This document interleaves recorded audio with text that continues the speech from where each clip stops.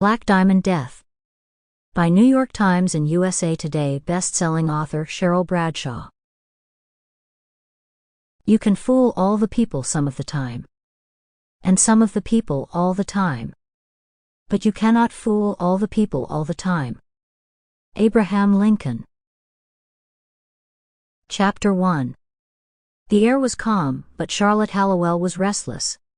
She had a decision to make, so she did what she always did when push came to shove. She shoved back. Skiing had always been her release, her go-to when the anxieties and demons of life became too difficult to bear. There was something about being surrounded by fresh powder and clean air that reminded her of what it felt like to be alive again. She could stand on a mountaintop with a world of trouble on her mind, but it didn't matter. Every care dissolved just like the snow soon would, leaving tiny patches of white, mere remnants of a ski slope that once provided the town's entertainment for the season. Today was important.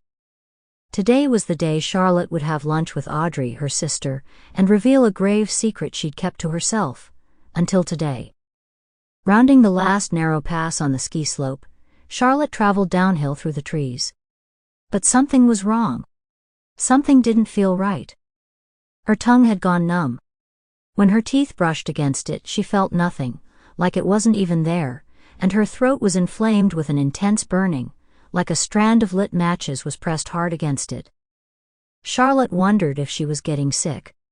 The flu had been making its way around town. But if it was the flu, why had she lost all feeling in her face? And why were her eyes so blurry? She ran a gloved hand across her goggles, but it didn't help. She squeezed her eyes shut and opened them again, but the trail in front of her was still too hazy to make out. With what little force she had left, she jammed her poles into the snow trying to stop, but the slope was too steep, and her fingers had turned to frail shards of ice. What is happening to me? In a panic she gasped for air, but there wasn't any.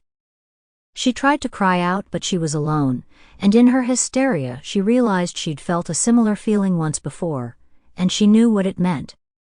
She was dying. Chapter 2. 15 minutes later.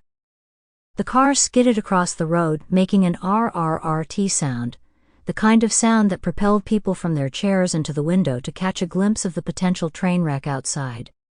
Only I was on a lonely stretch of road, with nothing but the pine trees spinning around me. In desperation, I struggled to remember the words my grandfather once taught me. Don't slam on the brake pedal, Sloane. Tap it. Don't turn the wheel in the direction. Sample complete. Ready to continue?